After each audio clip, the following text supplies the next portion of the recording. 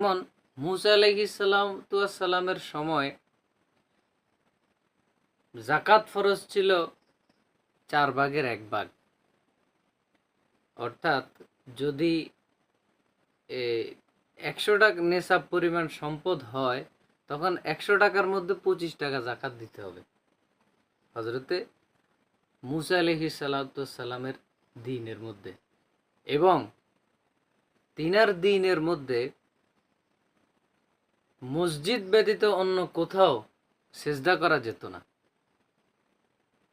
এবং কেউ যদি গুনাহ করত, তখন তাকে কঠোর শাস্তি পাওয়ার পর তওবা করে তারপরে তার গুনাহ মাফ করা হতো। এইভাবে যদি কাপড়ের মধ্যে নাপাকি লেগে যেত, তাহলে ওখানে কেটে ফেলা হতো। এরকম কঠিন দিন ছিল হজরতে মুসা আলাইহিস সালামের দিন। এবং হজরতে ঈসা আলাইহিস সালামের দিনের মধ্যে শুকর এবং মদ এগুলা হালাল ছিল। তা আমরা কি দেখতে পাই? হজরতে মুসা আলাইহিস সালামের দিন ছিল একেবারে কঠিন, আর ঈসা আলাইহিস সালামের দিন একেবারে সহজ। তো যেটা কঠিন সেটাকে বলা হয় এফরাত, আর যেটা সহজ সেটার নাম তফরিত। দ্বীনে মুহাম্মাদি সাল্লাল্লাহু আলাইহি ওয়াসাল্লাম হচ্ছে বাইনাল ইফরাত ওয়াত তফরিত। অর্থাৎ যখন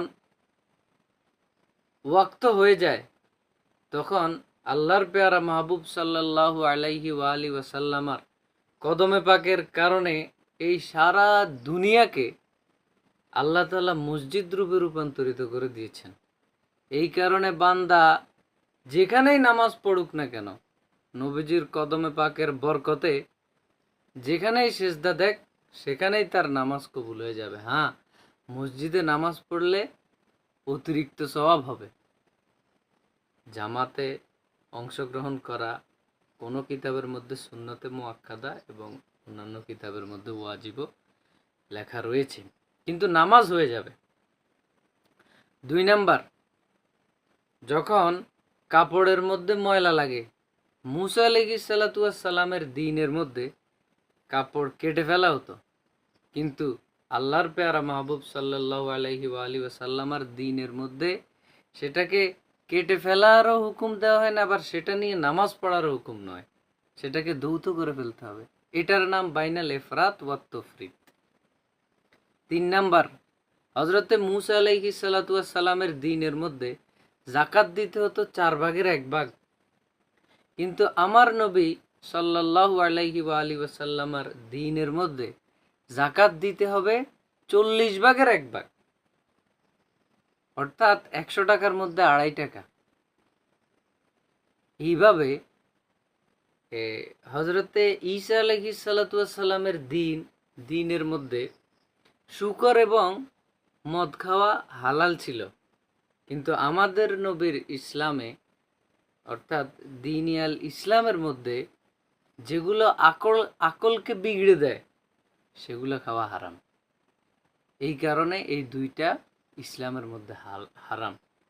তো আল্লাহ আমাদেরকে সরল পথে পরিচালিত করুন, মানে আমাদের আকীদা এবং আমলের দিক থেকে আমাদেরকে বাইনাল ইফরাত ওয়াত তফরিতের মধ্যখানে ইস্তেকামত রাখুন।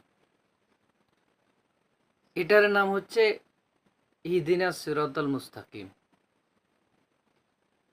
2 নাম্বার হচ্ছে আকীদাগতভাবে সিরাতে মুস্তাকিম কোনটা?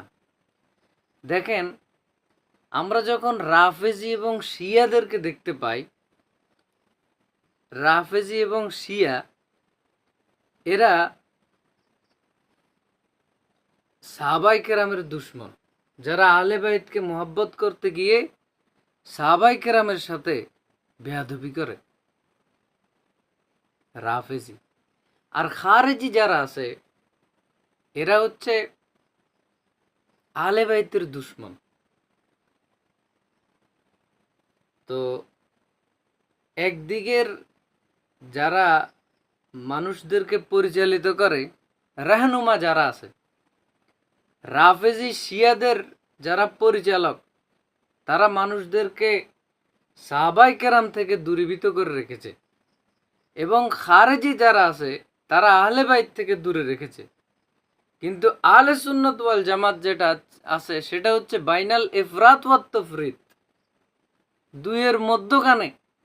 না আহলে বাইতকে ছেড়েছে, না সাহাবায়ে কেরামকে ছেড়েছে।